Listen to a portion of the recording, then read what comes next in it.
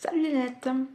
Aujourd'hui je vais vous parler d'un sujet avec humour et pourtant ce n'est pas un sujet très rigolo, c'est le baby blues. Attention, ça n'a rien à voir avec un hommage pour Johnny, même si les paroles ne sont pas très loin de la réalité, c'est-à-dire le blues ça veut dire que je t'aime et que j'ai mal à en crever. Oui, parce que ton bébé tu l'adores, tu l'aimes, mais tu as aussi mal. Le baby blues, c'est ce moment où tu as envie de chialer le matin en te levant, où tu as envie de te chialer le soir en te couchant, où ton type qui te connaît, on va dire pas trop l'alarme facile, se demande pourquoi tu es tout le temps là, l'alarmette à l'œil. Alors évidemment, comme tout le monde, j'ai un peu googlisé le truc.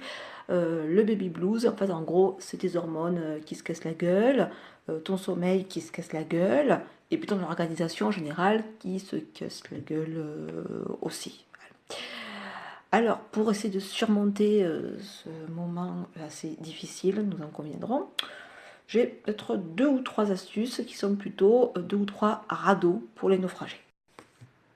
Astuce numéro 1. Essaye de dormir. Alors, ça peut te paraître assez drôle, surtout quand tu viens d'avoir un bébé.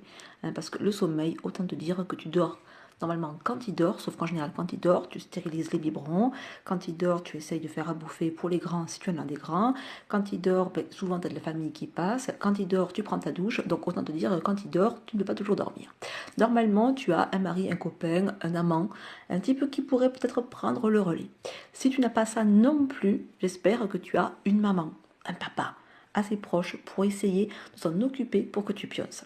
Parce que franchement, essaye de dormir un peu et déjà, tu verras, c'est un poil moins dur. Tu as un peu moins envie de te pendre. Astuce numéro 2. Change-toi les idées. Essaye de voir des potes, essaye peut-être de bouquiner. Alors, bouquiner, c'est un grand mot, lire une petite BD, mais surtout voir du monde. Alors, c'est bien de voir aussi des mamans qui ont eu peut-être des enfants, parce que elles, si à un moment donné tu craques, ou si tu as du vomi ici, la larme à l'œil, le cheveu gras, elles vont pas te juger parce qu'elles sont aussi passées par là. Donc elles savent très bien pourquoi tu as envie de te pendre sous ta douche. Donc elles ne vont pas te juger. Donc essaye de voir des gens qui vont te comprendre, qui vont te faire rire, qui vont t'amuser.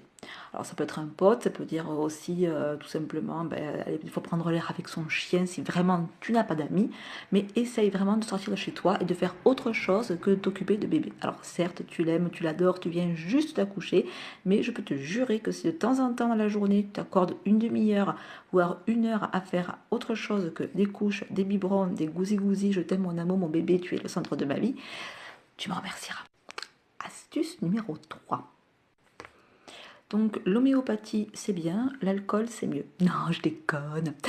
Donc non, je te conseille évidemment l'homéopathie, le magnésium, la gelée royale, tout ce qui fait que d'habitude tu n'y crois pas trop, tu te dis ouais bon c'est un peu de la méthode Coué.